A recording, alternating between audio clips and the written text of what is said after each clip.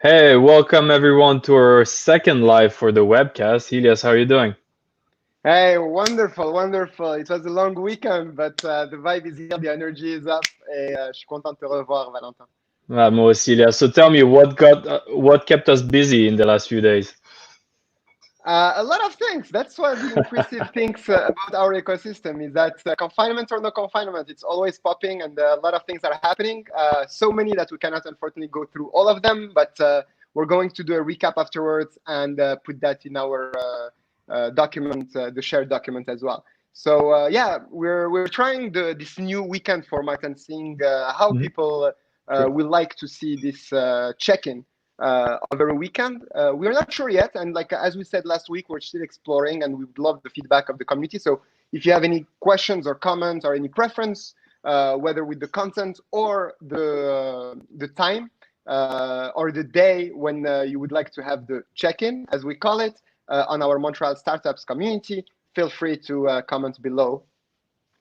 It's So true. yeah, Don't be shy, guys. We do this for the community, by the community. So we're gonna probably juggle a bit, play with a few time slots. The idea overall is to do a recap of the week and things to come, and take some time to discuss some very interesting events or issues or problems or opportunities that is going through the community currently.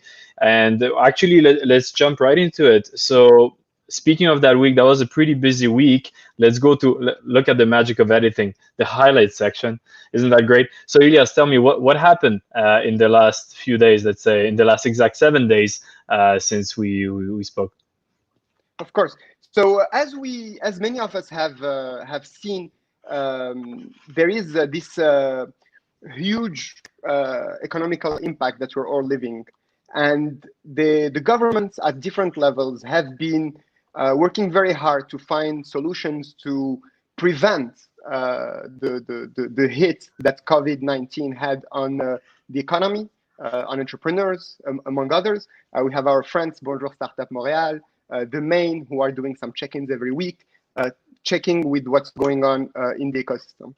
And the new measures, whether at the municipal, provincial, or federal level, are almost popping every day. And that's amazing news because we're seeing our governments at different levels who are trying to tackle both to support the existing companies and entrepreneurs to go through it, as well as hopefully inspire others to take advantage, if I may, of this challenging time to actually find opportunities to launch potentially new businesses.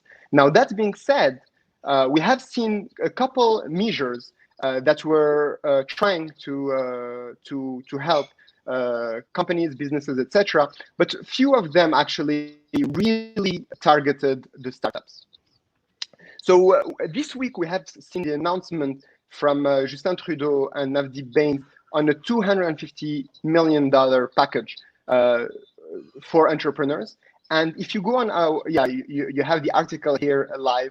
And we love our community because we share the article in our Facebook group, Montreal Startups. And we've seen a lot of exchanges through the entrepreneurs. So basically, this package is to help specifically startups. And it's part of almost $1 billion, and it's topping almost $1 billion package to boost the Community Futures Network of Canada that provides small businesses services to rural Canadians and regional development agencies as well.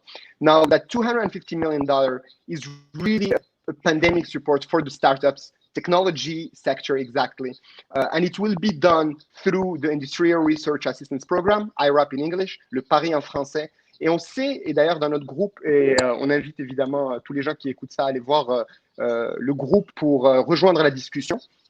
Mais l'idée derrière, c'est quand même, pour le gouvernement fédéral de notre compréhension, c'est d'utiliser les vecteurs déjà existants, comme des programmes comme le PARI, pour permettre aux startups qui sont déjà dans le programme ou qui n'ont jamais appliqué au programme par ailleurs, c'est ouvert à tout le monde, de pouvoir essayer de bénéficier de ce programme-là. Il y a quand même beaucoup de matière à discuter, puis beaucoup de débats qui ont lieu en fait dans notre groupe par rapport à ce sujet-là en particulier, parce que justement, on se pose des questions. Le programme est souvent assez lourd, mais on voit certaines startups, et on voit d'ailleurs Yann Jeffrey de Breathe Life qui apprécie cette nouvelle-là et qui souligne le fait que sa startup a déjà reçu des centaines de milliers de dollars grâce au pari pour Breathe Life. Donc, très, très content de cette nouvelle. On a d'autres personnes un petit peu moins contentes de voir qu'on utilise déjà ces véhicules-là, qui sont parfois D'ailleurs, un petit peu Ilias, compliqués pour certaines startups.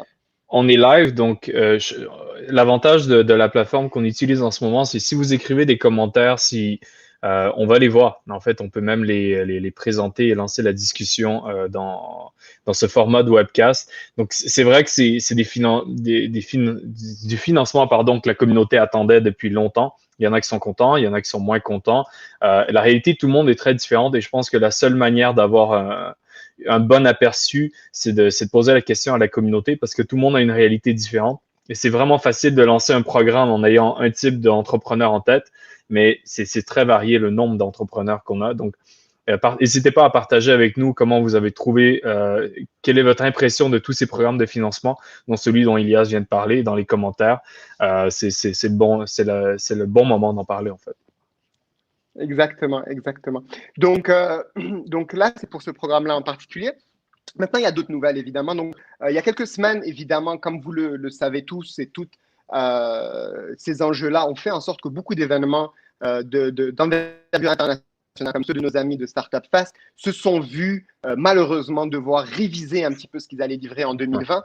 And we're really, really happy to see that Startup Fest, even though they were very hardly hit by this pandemic, they're trying to switch and to change and still bring value to our ecosystem. So very, very happy to see the announcement a few weeks ago, and it's ongoing. So please, for any startups listening to us, go have a look at startupfest.com. They announced the Pitch from Home contest. It's still going to happen around the dates of Startup Fest. We're going to stay tuned to have more information. Hopefully, we will be able to invite someone on their team, potentially Philip Telio, to tell us more about it next time.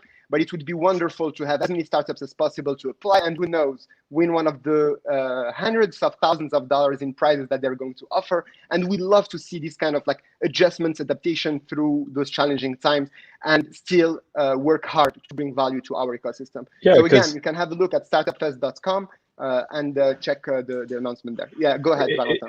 No, it's actually true. Like, of course, those are challenging times, but I remember talking with some entrepreneurs saying, like, because of all kind of circumstances, I cannot be in Montreal during the Startup Fest, and it's an amazing event for those who've been there. And the advantage of difficult times of like these, the opportunity is for. And we see it when we talk, for example, Ilias, we had that discussion recently, the boundaries, the frontiers, are getting blurred a bit more. So the accessibility is there. Maybe normally you don't have time or the luxury to go in events like, or financial resources to go in events like Startup Fest and all those great conferences, but suddenly you can't. Right, and you're home and you have time to actually network, present your projects, and people are very receptive. Also, that's another thing. People are very, very curious of what's going on out there. So yes, the event physically won't happen, but it opened there's many doors that are open now. So hey, absolutely, and the reality is that, and we know Startup Fest for the last actually 10 years. They've been always innovating around how they can bring value to the ecosystem. So we're pretty sure that they're going to make some new announcements around how they're actually going to recreate the experience and bring more value to the participants and people who would have been here in Montreal otherwise from all around the world. Yeah, so to go back to next point, we're gonna speed things up. It's always a challenge to talk about those things because they're so like it's so hard to just skip through those topics. But the next one is Ivado. Let's speed up a little bit because we have some amazing guests that are going to join us. You guys don't see it, but we see them. Well. They're waiting. They want to get online as well. Okay, so Ivado, what's up with Ivado? Quickly. Okay, wonderful. So as you all know, there are a variety of programs, federal, provincial, municipal levels, and many of those programs were like a call for projects, a call for innovative people, startups, bigger companies to apply to see how they can answer those innovation needs, as well as like new adaptation around COVID. So Ivado, for example, l'Institut de valorisation des données, whose actually main mission, and hopefully will get someone from there next time to have us with us. Ils ont donc lancé des initiatives et des projets autour de l'intelligence artificielle pour répondre aux enjeux de la Covid-19. Et donc, ils ont mis à jour l'appel à projet encore en cours. Il y a des projets qui sont financés, des projets qui sont accompagnés à l'heure actuelle par Rivado. Évidemment, il y a encore des appels à projets en cours. Donc, ils ont annoncé certains des projets qui sont en cours, ainsi que les nouveaux projets qu'ils veulent recevoir. Donc, dans cet esprit-là, on vous invite vraiment, n'importe quelle startup liée à l'intelligence artificielle ou n'importe quelle personne qui travaille en intelligence artificielle, qui veut répondre à la Covid, d'aller jeter un œil sur ivado.ca/covid-19, comme tu nous le montres ici.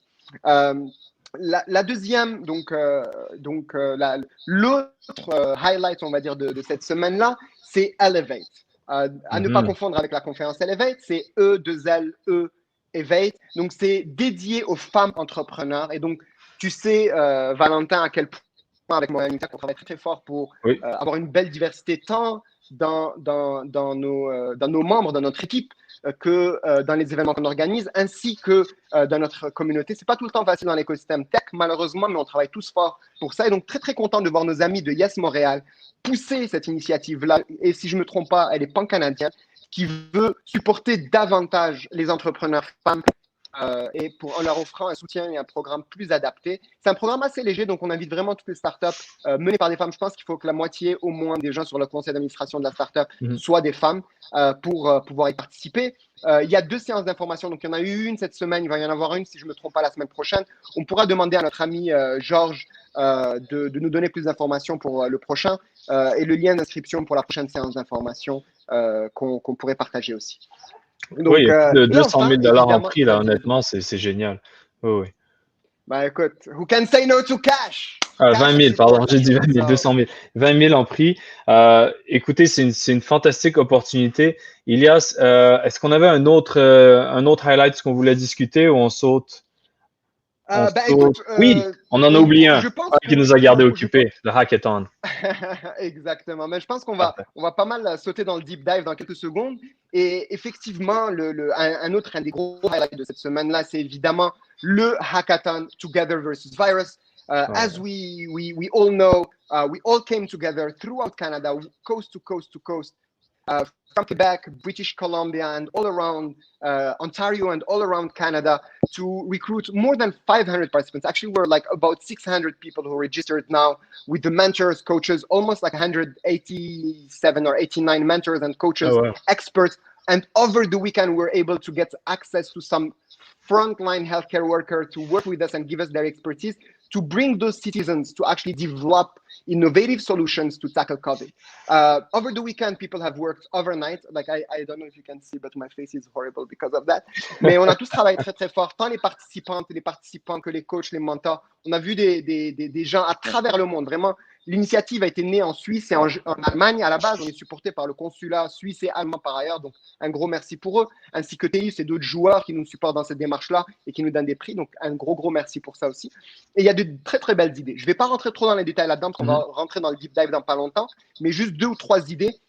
Il y en a qui sont en train de travailler à l'heure actuelle en utilisant l'intelligence artificielle, une équipe de 10 personnes, et à Montréal, et même au Maroc, avec des gens qui sont en train de développer des algorithmes pour pouvoir détecter dans les usines le port du masque et le port ou en tout cas l'application du social distancing, etc. dans les usines, pour justement permettre aux employés et aux employeurs d'être plus en confiance et de retourner au travail aujourd'hui, mais aussi après que le lockdown sera levé, pour pouvoir retourner au travail en confiance. Donc, c'est créer cette zone-là de confiance-là en utilisant justement l'intelligence artificielle, les caméras, computer vision, etc., pour permettre à ces gens-là de travailler dans des conditions où elles se sentent safe.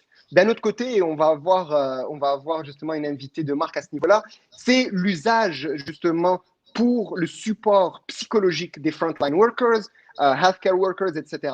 Parce qu'effectivement, ce sont des personnes incroyables qui sont en train de sauver des vies à tous les jours, mais qui ont une énorme pression, ils ont beaucoup d'anxiété, etc., etc.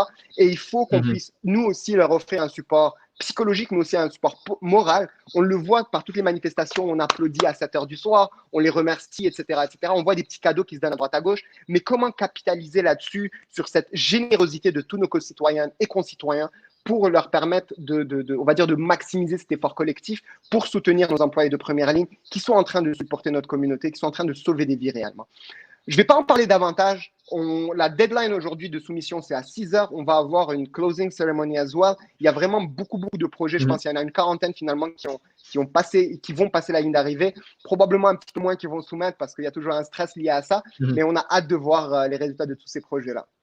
Je suis d'accord. Parce que j'ai vu aussi parce que je me suis connecté, j'ai regardé sur le Slack et il y a beaucoup de personnes, c'est la première fois qu'ils ont participé à un hackathon. Ils ont jamais fait ça. Ils ont envie d'aider. Ça peut être un peu déstabilisant de vouloir aider mais pas savoir comment. Et j'ai vu une qualité, honnêtement, ça m'a vraiment touché. J'ai vu une qualité de proactivité. Les gens non seulement voulaient aider, mais activement, ils couraient en disant, OK, qu'est-ce que tu as de besoin? Comment est-ce que je peux t'aider? Moi, je connais lui, moi, je connais un tel. Et le flux sur Slack c'était vertigineux. Donc, écoute, parfait, on va faire la transition subtile avec la magie du montage vers le deep dive. Le deep dive, pour ceux qui viennent se joindre à nous ou qui connaissent pas le concept du webcast, c'est un moment où on prend le temps de discuter un élément particulier. Qui se passe dans l'écosystème startup. Et cette fois-ci, ce qui nous a intéressé, c'est dans le contexte du hackathon dont on parlait, Together versus Virus. Il y a Félix, entre autres, qu'on va magiquement amener. Attention, attention. Salut Félix. Est-ce que tu nous entends? Parfait. Écoute, Ilias, je te laisse gérer l'entrevue. Il y a 1000 questions qui s'en viennent pour toi, Félix. Prépare-toi. Pas de problème. Salut Elias. Wonderful. Salut, ça fait vraiment plaisir de te voir parce que justement, depuis le temps qu'on se connaît, depuis quand même quelques années, de l'époque des hackathons à Polytechnique, etc., jusqu'à aujourd'hui avec une startup, je vois le beau t-shirt Clinia. Tu vas m'en dire un petit peu plus. Puis en particulier, je voudrais l'une des raisons aussi, parce qu'évidemment, on est dans cette période-là un petit peu difficile, enfin très, très, très difficile. Et j'ai énormément d'appréciation pour des gens comme toi qui sont en plein entrepreneuriat, qui sont en plein lancement de leur startup, qui parfois ont des défis parce qu'on le sait que l'entrepreneuriat, c'est pas facile, mais qui prennent quand même le temps pour amener des solutions pour la population. Donc, dis-nous un peu plus d'abord sur Clinia, puis on va parler du deuxième sujet qui nous intéresse par là. Absolument. Donc, Clinia, en fait, c'est plusieurs choses. On est entre autres une plateforme où n'importe qui, des patients canadiens peuvent aller rechercher des professionnels de la santé, des ressources proches de chez eux. Mais plus que ça, on est vraiment un agrégateur de toutes les ressources dans le système de la santé, que ce soit des physiothérapeutes, que ce soit des pharmaciens, que ce soit des centres hospitaliers, des temps d'attente dans les urgences. Notre objectif, c'est vraiment d'agréger toute cette information-là pour pouvoir, après ça, la propager dans la communauté et faire en sorte que le patient puisse avoir vraiment la meilleure expérience de recherche. Donc, qu'il trouve vraiment la bonne ressource pour lui au bon moment et que l'expérience soit vraiment beaucoup plus améliorée, beaucoup plus facile pour le patient, autant dans sa recherche que pour le professionnel de la santé, c'est vraiment être trouvé lorsqu'il est nécessaire et pour la bonne raison, des bons services, etc. Donc, c'est ça présentement qu'on fait chez Clinia. OK. Puis, vous êtes rendu combien dans l'équipe? Tu peux nous en dire un petit peu plus? Absolument. Cette belle équipe de Clinia. Effectivement, c'est quelque chose de vraiment important ce que vous faites. Oui, absolument. Puis présentement, on a une super belle croissance. Présentement, on est plus de 15 intervenants, donc des gens autant qu'on travaille à tous les jours. Présentement, pas dans des bureaux à distance, heureusement, mais que ce soit des gens qui travaillent en taxonomie pour nous aider à structurer tout ce qui est les services de l'écosystème de la santé, des développeurs, des gens qui sont plus en design pour nous aider à servir une meilleure expérience utilisateur, des investisseurs, des gens qui nous suivent, des gens qui sont dans le domaine de la santé, autant des pharmaciens que des médecins de famille qui nous épaulent pour qu'on ait vraiment le meilleur service, puis pour nous aider à structurer vraiment le domaine de la santé. Donc, beaucoup de gens impliqués. Dans l'équipe, vraiment, on est au moins une quinzaine à temps plein là-dedans. Oh wow, vraiment impressionnant. Ça fait longtemps depuis le moment où vous étiez 3, puis on gossait pour voir comment est-ce qu'on pouvait collaborer ensemble. Absolument. Bravo. Merci. Puis justement, par rapport à ça, puis comment vous voyez, j'ai l'impression qu'il y a quand même une ouverture à offrir non seulement le service pour les citoyennes et les citoyens, mais aussi potentiellement à d'autres joueurs de l'écosystème. Peux-tu nous en dire un petit peu plus? Absolument. Et si on pouvait passer à... Oui, vas-y. Absolument.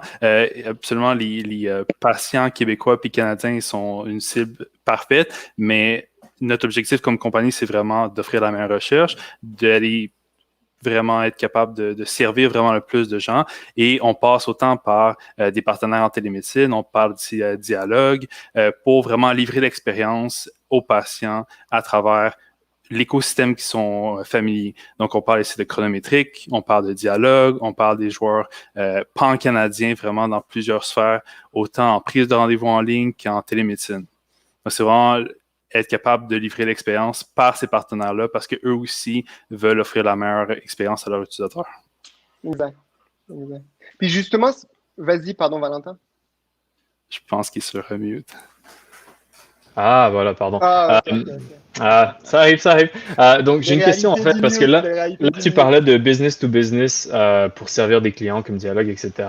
Ce que moi, je trouve assez touchant, c'est que dans ce contexte-ci, on parle de vous dans le contexte d'un hackathon. Qu'est-ce qui fait qu'une startup comme Clinia, qui a clairement beaucoup de pain sur la planche, de la manière que tu le décris, qui est en pleine croissance, prend du temps pour s'impliquer dans une startup? Pourquoi est-ce que vous faites ça?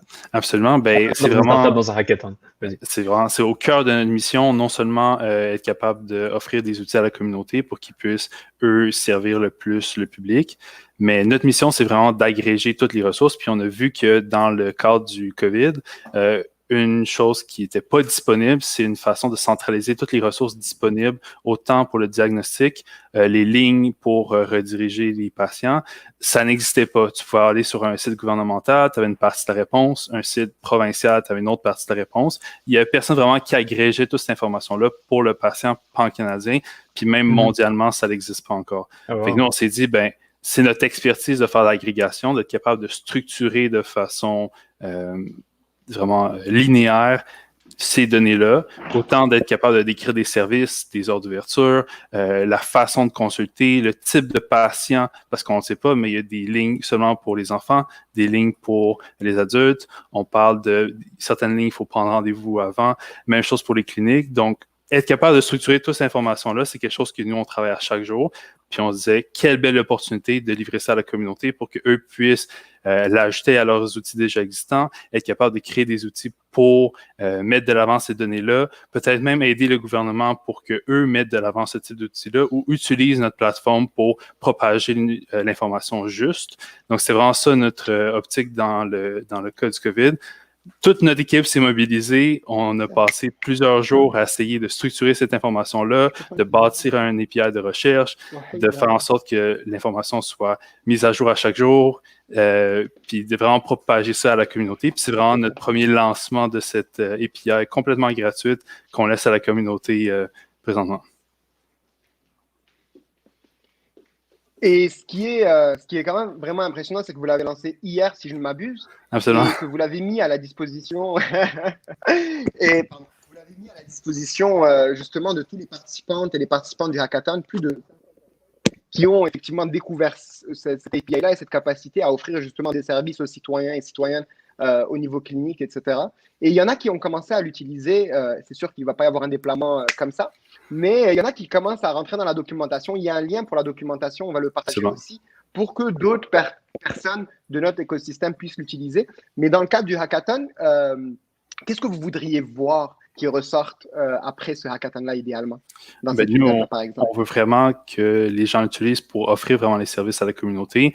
Nous, on veut travailler avec la communauté pour acheter si jamais il y a des ressources qui sont manquantes ou même peut-être aller à l'international. Vous avez parlé que la Suisse est entre autres un des partenaires dans la absolument. Ben, nous, on est prêt à accueillir des données ou aller chercher des données directement en Suisse pour avoir vraiment une couverture mondiale de ce type de service-là. Donc, on est vraiment prêt à travailler avec la communauté pour acheter plus de données. On veut que les gens le modélisent, en fassent peut-être des répertoires, les ajoutent à leurs outils existants. On veut que les compagnies les utilisent pour offrir ça à leurs employés. Donc, c'est vraiment notre don dans le cas du COVID. Merci beaucoup. Puis, actually, like there are few people who I've been speaking to during the hackathon, like from Germany and Switzerland as well, and who were really impressed by the documentation that was there, etc. There is someone specifically called Hannah. After that, I will connect you with her. But she's in digital transformation in the healthcare space, as well as worked on the hackathon from Zurich, I think. Awesome. So that would be wonderful to actually connect and hopefully see what we can do together. Yes. Valentin, I think we have someone else on here with us today. Exactly. Speaking of hackathon.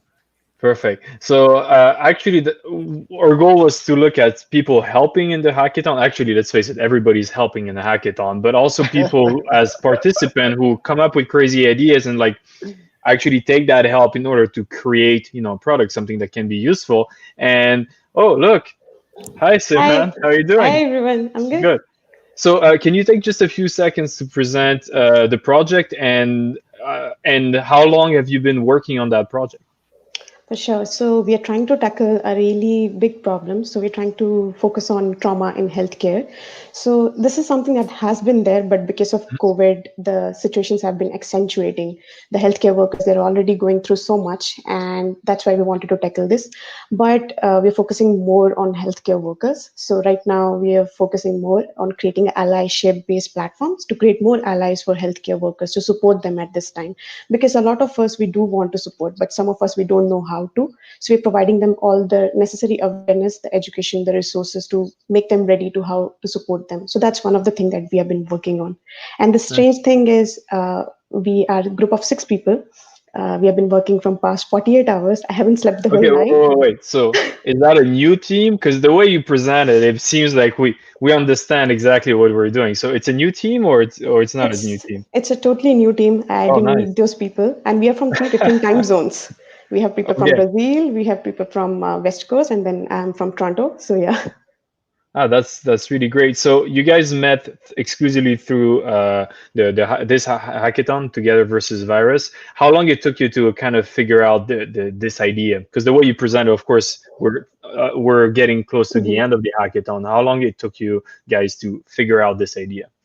So the idea, actually, one of our teammates, Beth, she is a Hmm. caregiver, and her husband uh, went through a traumatic experience because of which she wanted to work on this challenge. So she's the one who came up with the challenge as well.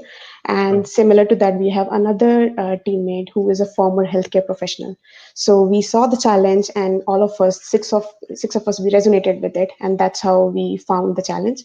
But just with one talk, we were able to resonate so much that we wanted to help healthcare workers. So I feel like that was special to me, that I could vibe with them so fast. I've attended hackathons, but this was special to me because of the same reason, that this is something that need immediate response, that need immediate help. So that's why I feel like this is really close to me as well.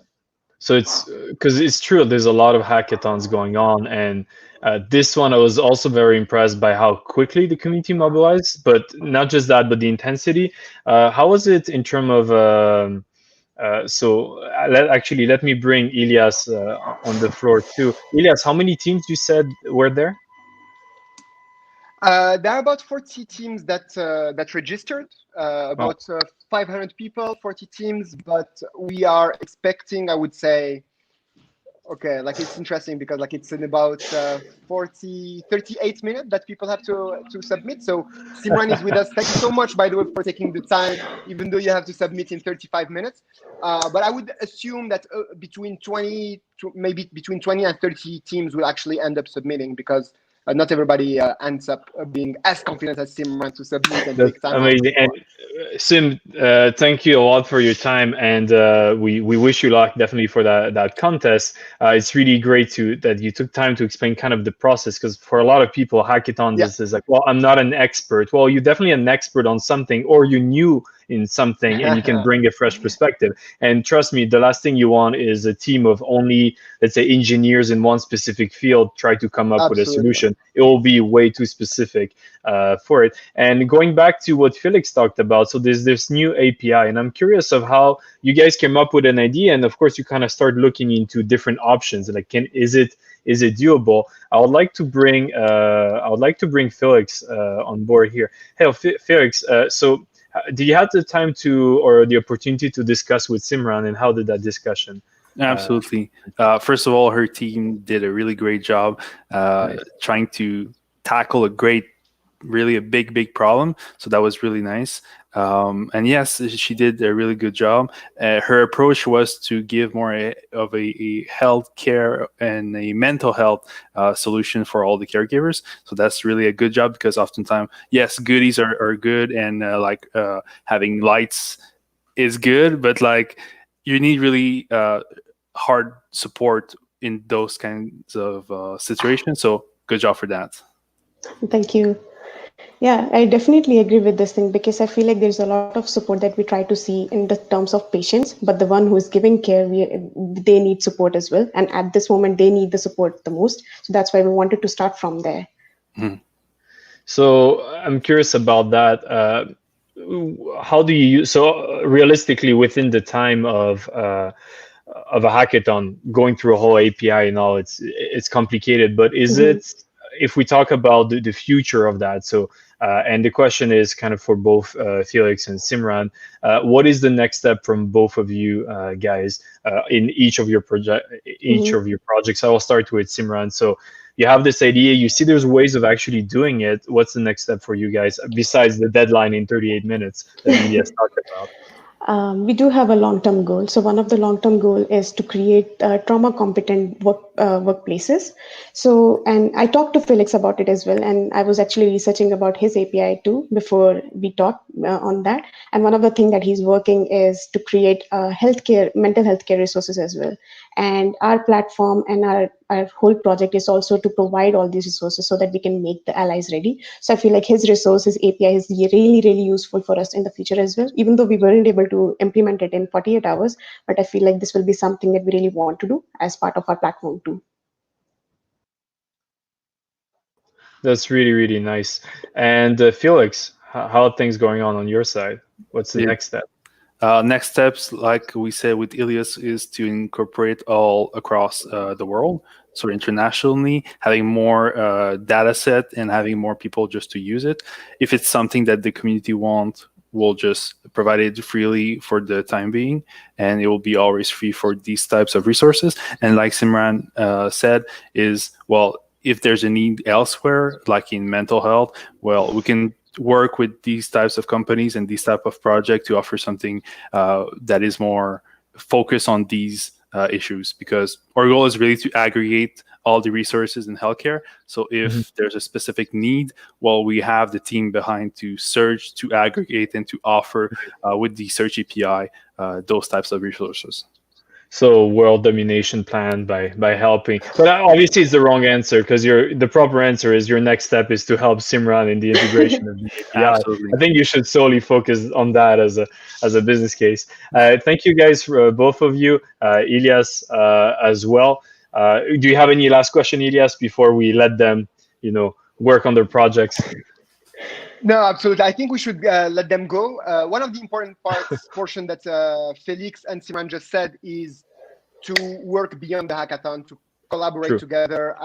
With Felix on our end is to see how we can connect them internationally with the organizers from Switzerland, from Germany. And I think for Simran is really like to maintain this momentum so that the team that was built during the hackathon continues after.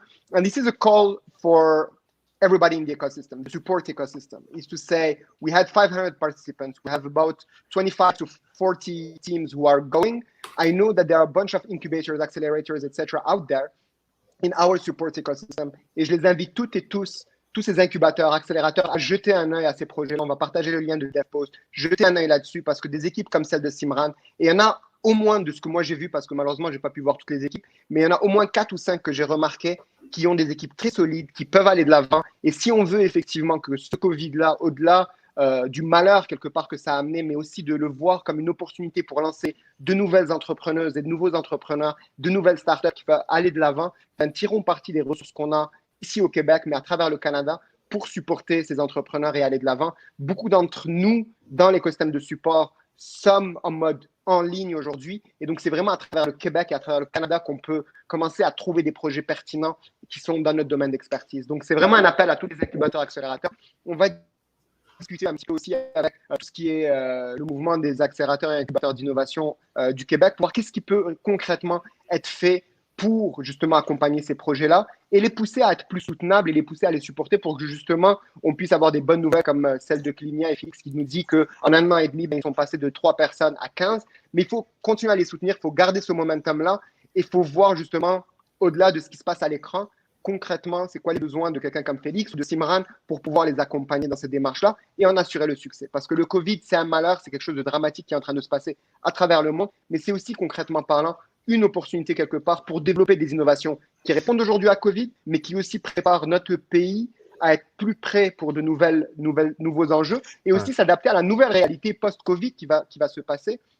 Et ça, on a des nouvelles à vous annoncer dans les semaines à venir par rapport justement à cette nouvelle réalité, la post-Covid. Parfait. C'est avec nos amis du Coopératon et de Bonjour Startup. Excellent. Oh, intéressant. Donc, merci Simran. Good luck for your deadlines. Thank We you. all wish what side we all wish you luck. Felix, good luck on your API launch. If you guys are curious, you can click on this T-shirt.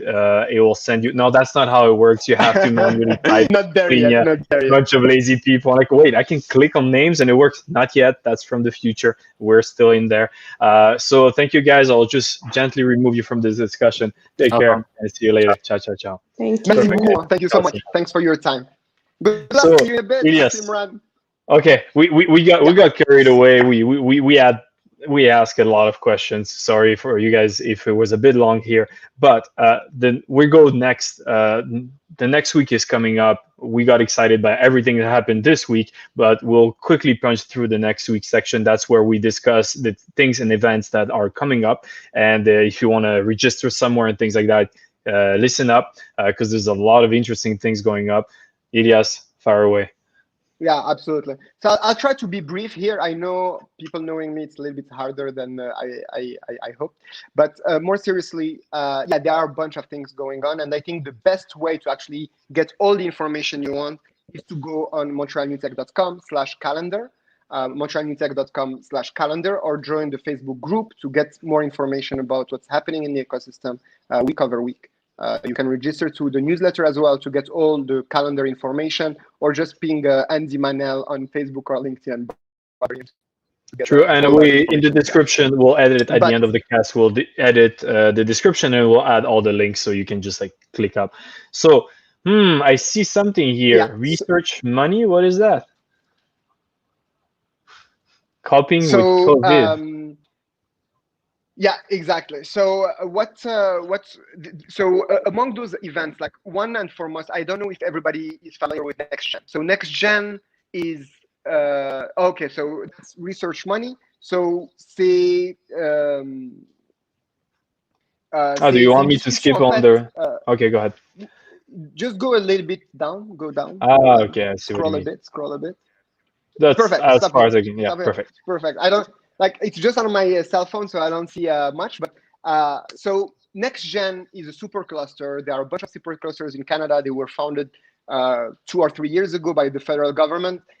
So here in Quebec, we have Scale AI supercluster on supply chain and AI. And in Ontario, we have NextGen. NextGen is the supercluster around advanced manufacturing in general. And we're having this event, they're organizing this event with research money on April 28th, I believe. And it will be around how does the Canadian ecosystem adapt to the realities of COVID, and how can the innovation side of it can answer this.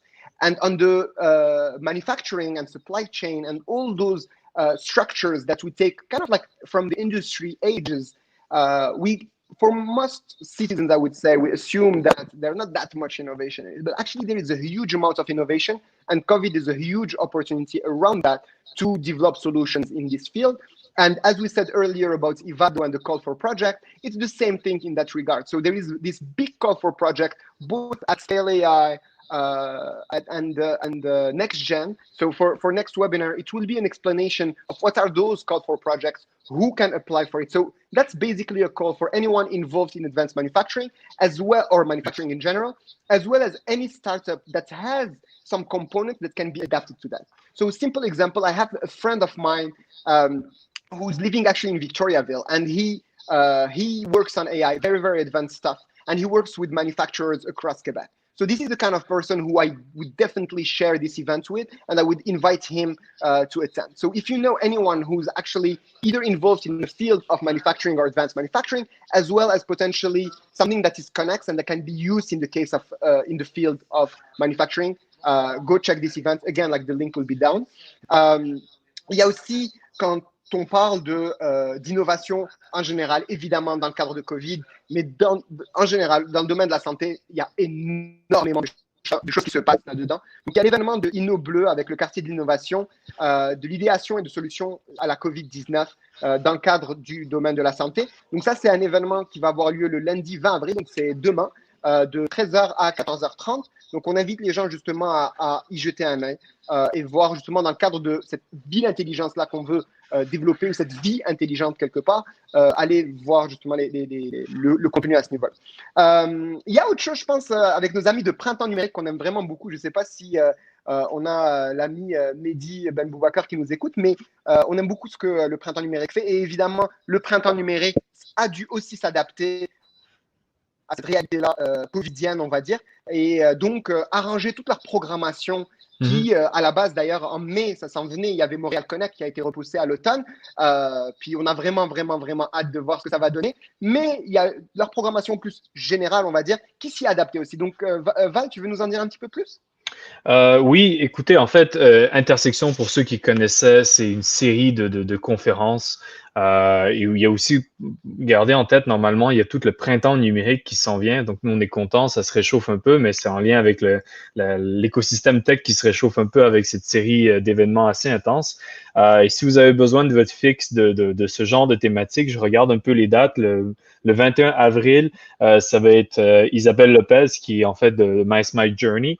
Et le 23 avril, donc à peine 2 jours après, il y a Frédéric Vattaré, en fait, le directeur général adjoint de Mazam Interactif.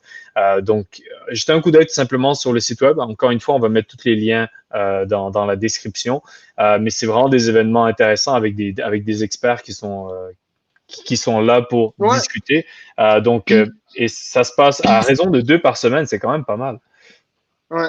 Puis par ailleurs, très rapidement, Valentin, mais dans le cas de Isabelle Lopez, ce qui est vraiment intéressant, c'est que c'est en fait une startup qui, évidemment, c'est dans beaucoup d'expérientiel et qui s'est adaptée très rapidement, en fait, My Smart Journey, par rapport à Covid, pour lancer une solution assez innovante à ce niveau-là. Donc, n'importe quelle startup qui se pose des questions sur comment pivoter dans le cadre de Covid, c'est super intéressant à voir. Et d'ailleurs, je ne sais pas si on était censé en parler aujourd'hui, je ne le vois pas ici, mais le MT Lab, justement, c'est une initiative du MT Lab sur les solutions adaptées à Covid, les solutions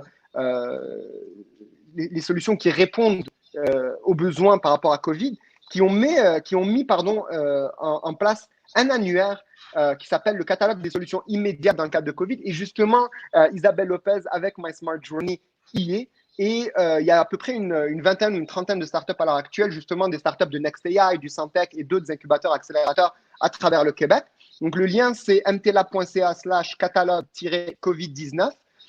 Et vous pouvez voir plusieurs startups qui se sont adaptées à ce sujet-là. Donc, j'invite les gens à aller voir l'événement du printemps numérique avec Isabelle Lopez et à ainsi voir ce catalogue-là. Il y a une dizaine de sections, il y a des dizaines de startups, etc.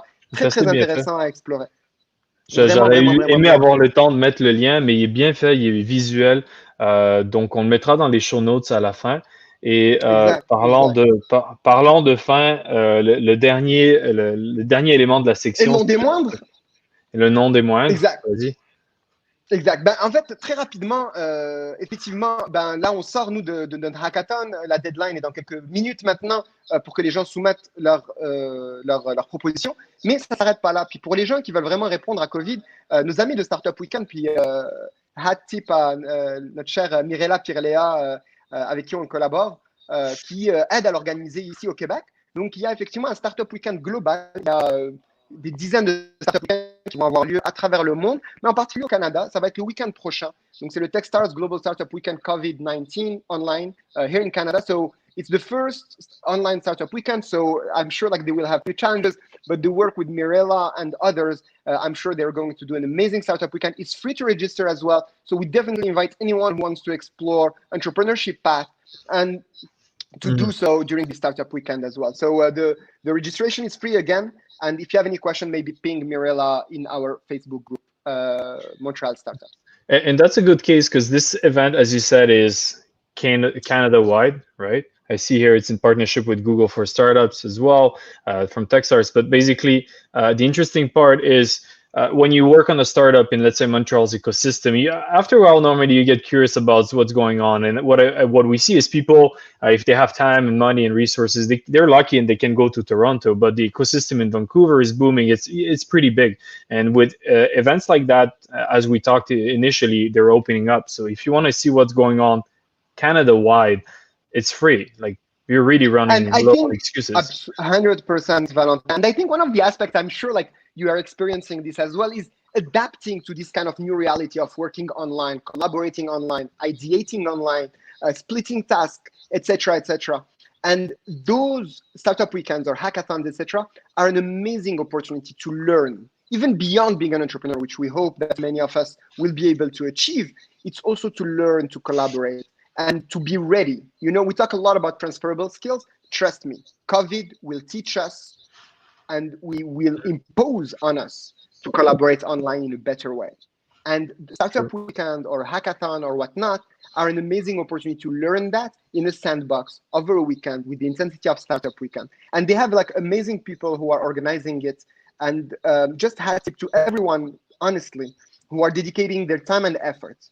And it's not always easy, especially in this day and time where there is a lot of pressure, where monetary or job-wise, etc. And we still see people who care about the community, who dedicate a lot of volunteering time. And here we're talking about people who are actually dedicating their volunteering time. Mm-hmm. It's unpaid work. It's really like a labor of love.